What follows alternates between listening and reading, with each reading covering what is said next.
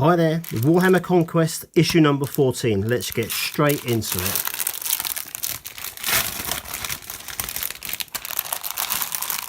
So today we're getting a new brush, a new paint and loads of lovely information. So let's first look at the paint. So we've got a new base paint, and it is Mechanicus Standard Grey, which is great because I don't actually have this one yet. That's very, very cool. And we get a big old dry brush, which is good. Well, I say it's good. It's not that good for me because, oh, does it just about fit? Just about fits in my little case where I keep all my brushes and stuff. So this is cool. Now, dry brushing is very, very cool. And it's really important to painting your miniatures. And what it does, it allows you to put a small amount of paint, work it into your bristles, and then wipe as much of it off as you can, so as you can start to put very faint details just by rubbing the end of the brush over your miniatures. Very, very cool. Let's have a look at what we've got in here.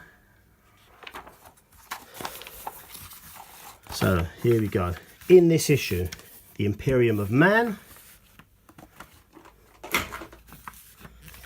Get an insight into the Imperium of Man, humanity's last hope. Hierarchy of the Imperium. Learn how the Imperium of Man rules its territories. The Imperium in space. Explore the depths of Imperial space. How to paint containers. So file that behind the Death Guard. And we'll need that big fat brush to paint that as well. Courage and Honor. Tutorial Mission 13, the Ultramarines and Death Guard battle once more.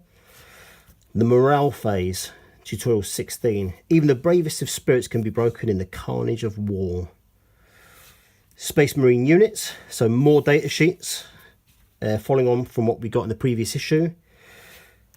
Extra Rules Tutorial, Replay Mission 13, both armies battle to capture key objectives on the cargo deck. So that's cool. That's lots and lots of new stuff from this issue. So I'll just read the little flavour text on the Imperium of Man. After more than 40,000 years of war and strife, humanity finds itself on the brink of extinction. Hostile aliens threaten the borders of the Imperium, whilst traitors threaten to corrupt from within. The human race's only chance for survival rests with the continuation of the ancient, cruel and bloody regime that is the Imperium. If there is any future at all, it is a grim one. Bloody hell. That's not good. And then it goes on to tell us more information, which is very, very cool. A little bit there called Life in the Imperium, which I'm sure will be very interesting as well. Okay, Hierarchy of the Imperium. So this is just basically a kind of infographic, which looks like a swirling mess here, but I'm sure. So we've got the Emperor in the middle. And that starts to spiral out. High Lords of Terror, the Inquisition, Adeptus Astartes.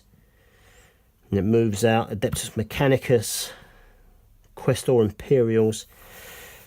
Right, yep. Navis Nobilite, High Lords of Terror, Adeptus Arbites, Adeptus Terra, Adeptus Astra Telepathica. Try and say that when you're drunk. Questor Imperials, Adeptus Custodes, Adeptus Astronomica, Adeptus Administratum, Officio Assassinorum, Imperial Fleet, Astra Militarium, Planetary Governors and Rogue Traders. Wow, that's a lot. I'll tell you what, I could read that all day and still not have a clue what's going on. But that's good. It gives us a brief breakdown of kind of what's going on with this infographic. And then obviously takes us through probably the most important ones. High Lords of Terror, Astra Militarium, Adeptus Astartes and Adeptus Mechanicus. Okay, the Imperium in space. The Imperium of Man is spread across the vast void of deep space, with some of its worlds separated by hundreds of light years. Warp storms ravage the space lanes between the distant planets, whilst the armoured bastions of man do what they can to hold back the foe. Very cool. Okay, next, so that's the continuation of that.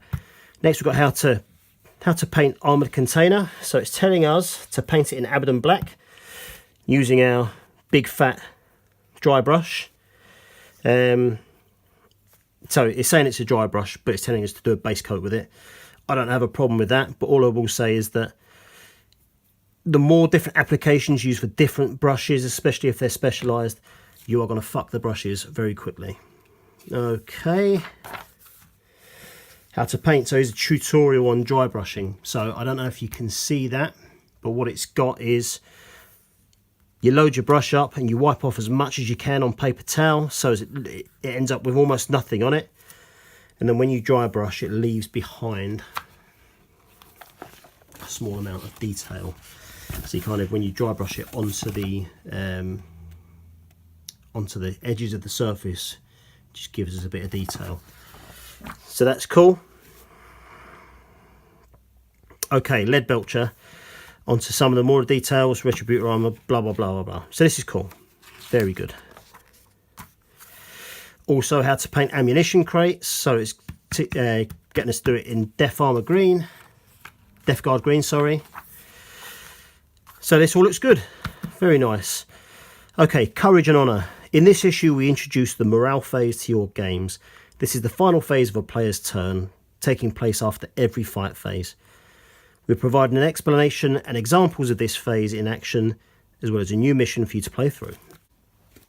Okay, so this goes on to the flavour text for the actual mission, Frightful Foes, so I'll go through some of that. The Death Guard have returned to continue the fight against the Ultramarine foes. As the battle for the honour of Ultramar escalates, the Space Marines have little choice but to respond, sending a force to repel the pestilent enemy.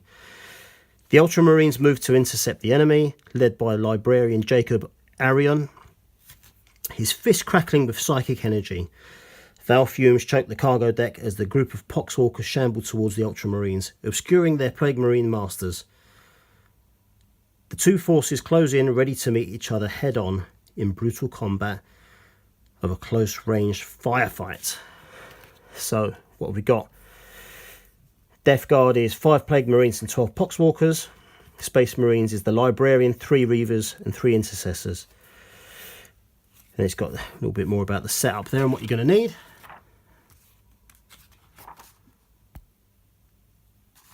So again, teaching us about the morale phase, how it affects leadership and that kind of thing, or how leadership is important to that. We have got more information on keeping track of the casualties. We have got more data sheets, which is good. Librarian aggressors, but none of the other of the Death Guard, which is a shame. And then we've got tutorial replay mission 13. The cargo deck echoes with the louder rumble of gunfire once more as the Death Guard and Ultramarines clash. The Death Guard Blight Hauler has returned, this time with allies in support. Both sides must battle to secure the objectives. So it's going to take advantage of our objective markers, which we got all the way back in issue number 2. It's got more about the setup and all that kind of stuff.